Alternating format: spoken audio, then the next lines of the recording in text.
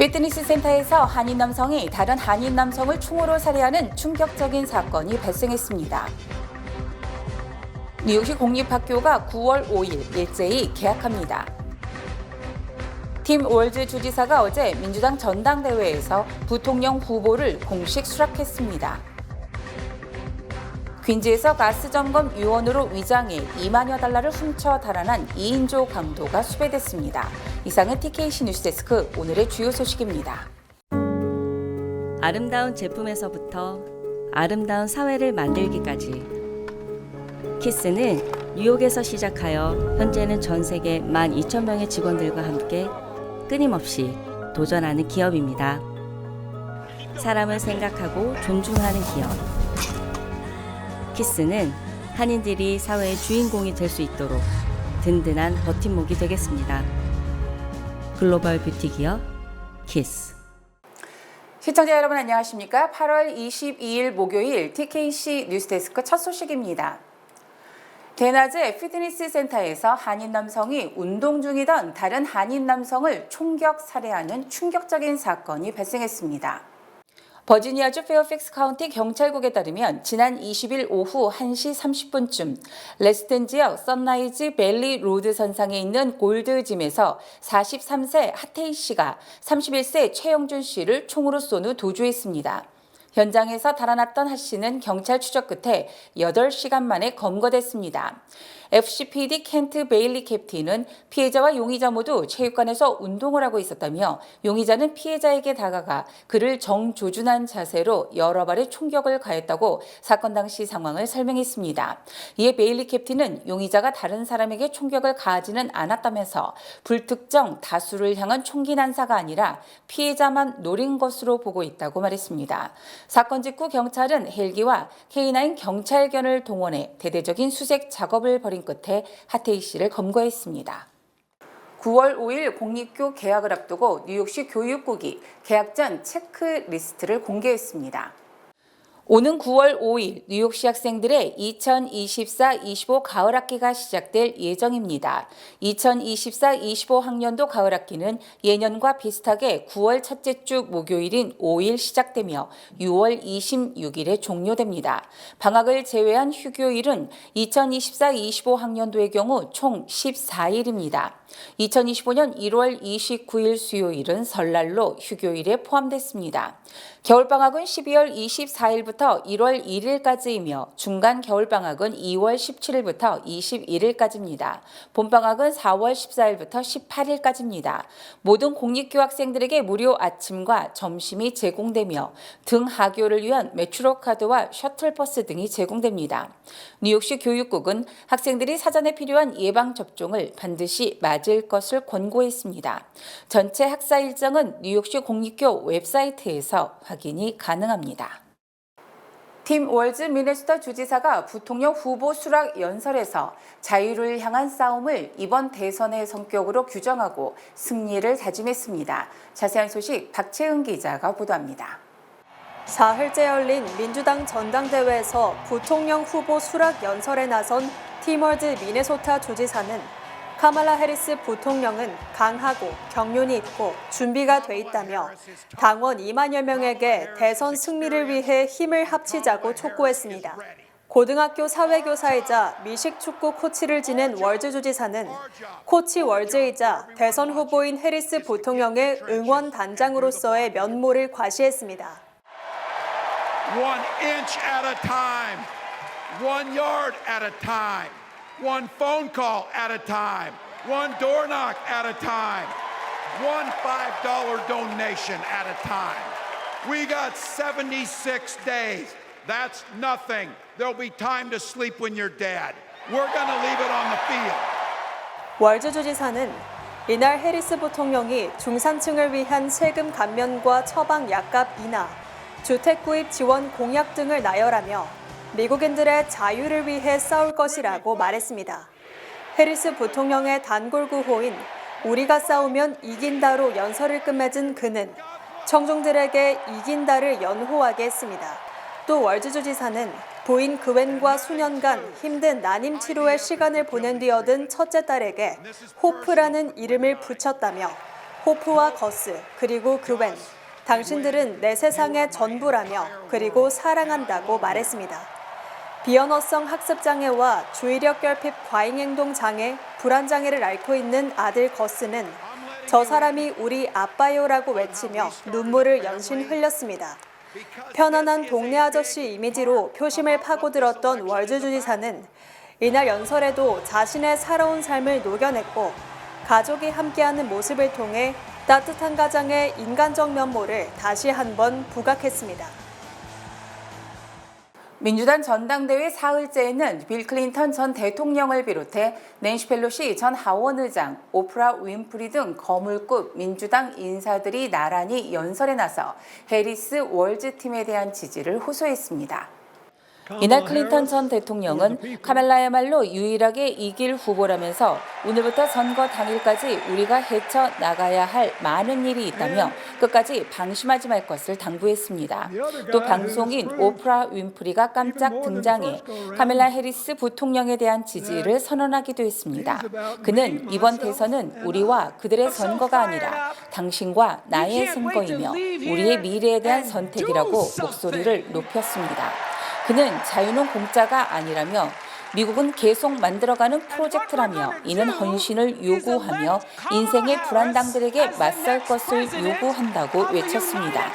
이날 한인 앤디 김 연방하원을 비롯해 친한파 정치인들인 그레이스 맹, 톰 수오지 의원 등도 연설에 나서 카멜라 해리스가 차기 대통령으로 당선될 수 있도록 유권자들의 소중한 한 표를 호소했습니다.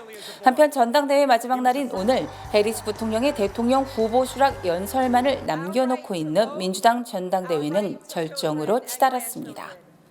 민주당이 도널드 트럼프 전 대통령을 억만장자 친구들만 배불릴 이기주의자라는 프레임에 가둬 대선 승리를 일구겠다는 전략을 굳혔다는 분석이 나왔습니다.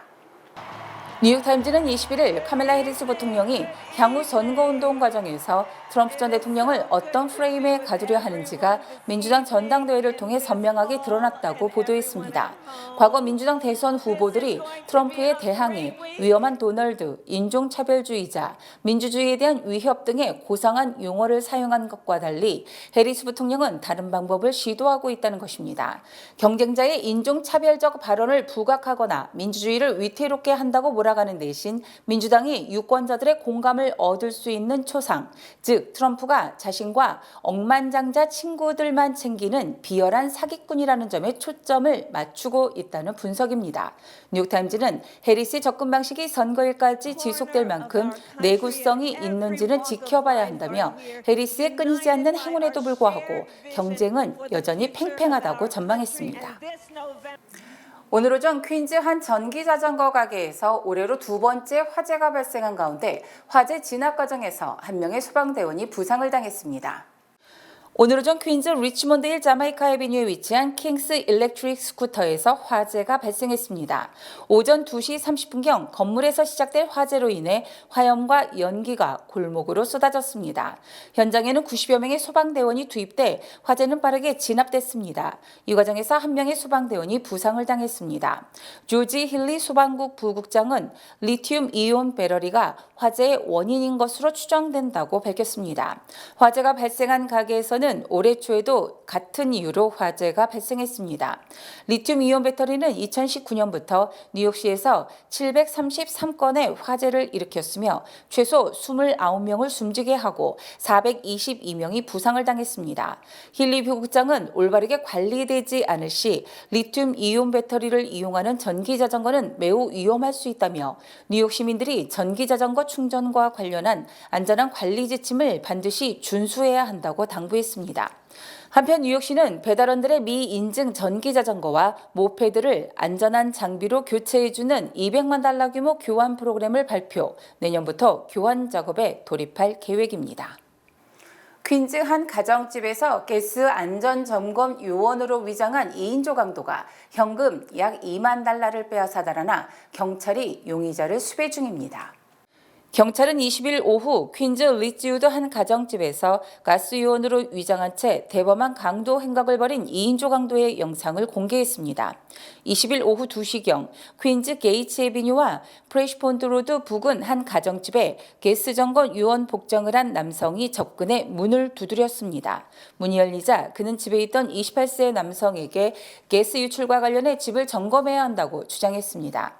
남성이 용의자를 들여보내자 뒤따라 또 다른 남성이 붉은 가방을 들고 열린 문으로 들어왔습니다. 용의자들은 집에 들어간 직후 28세 남성과 집에 있던 70세 여성에게 총을 겨누며 돌변했습니다.